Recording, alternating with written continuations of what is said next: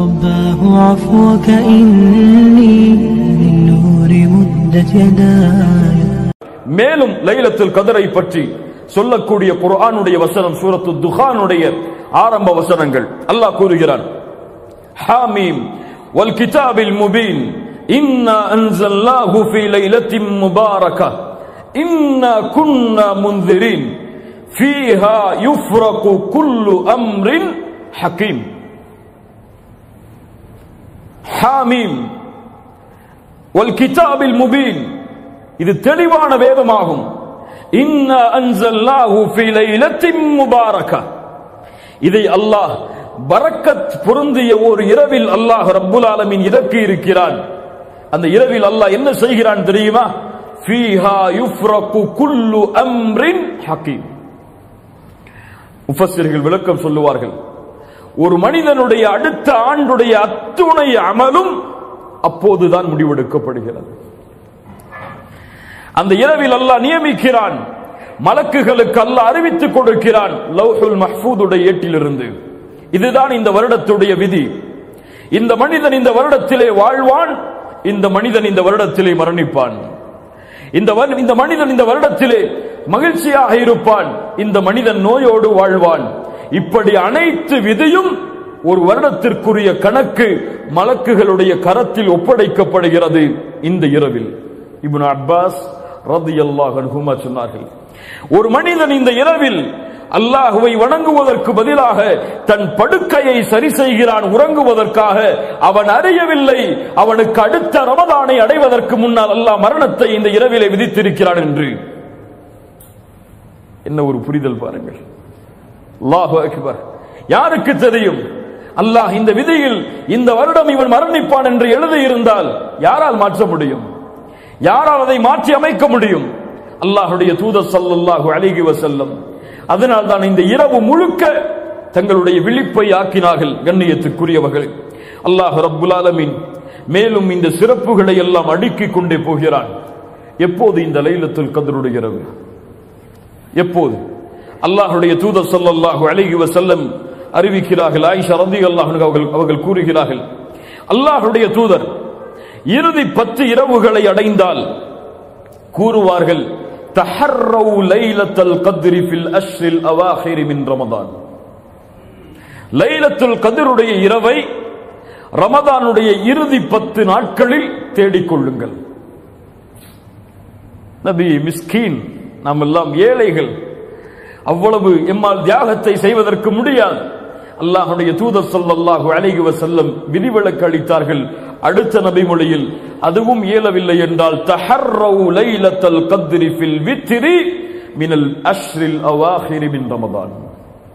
ரமதானுடைய வித்ருடைய நேரங்களில், அதாவது ரமதானுடைய இறுதி 10 இரவுகளில் வித்ருடைய அடிப்படையில் வரக்கூடிய இரவுகள் 21, 23, 25, 27, 29.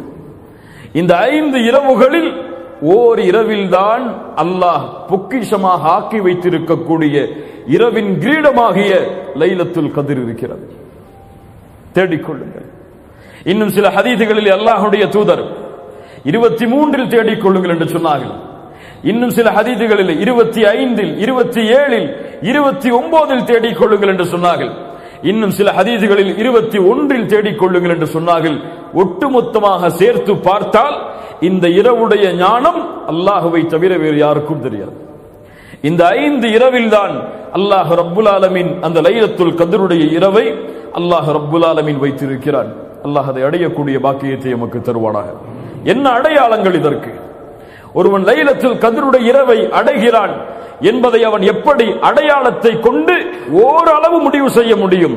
அல்லாஹ்வுடைய தூதர் ஸல்லல்லாஹு அலைஹி வஸல்லம் சொன்னார்கள், லைலத்துல் கத்ருடைய இரவை நீங்கள் அடைந்தால், அல்லாஹ்வுடைய தூதருக்கு முன்னால் அந்த இரவை பற்றி பேசப்படுகிறது.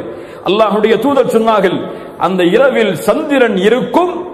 ஒரு பவுலை பாதியாக வெட்டினால் எந்த அமைப்பில் இருக்குமோ, ஒரு பவுல் அதை பாதியாக வெட்டினால் எந்த அமைப்பில் இருக்குமோ அந்த அமைப்பில் அந்த இரவுடைய சந்திரன் இருக்கும். அல்லாஹ்வுடைய தூதர் ஸல்லல்லாஹு அலைஹி வஸல்லம் சொன்னார்கள், லைலத்துல் கத்ர், அந்த லைலத்துல் கத்ருடைய இரவு லேசான ஒரு இரவாக இருக்கும். வெளிச்சம் சூழ்ந்த முழுவதுமான வெளிச்சமான ஒரு இரவாக இருக்கும்.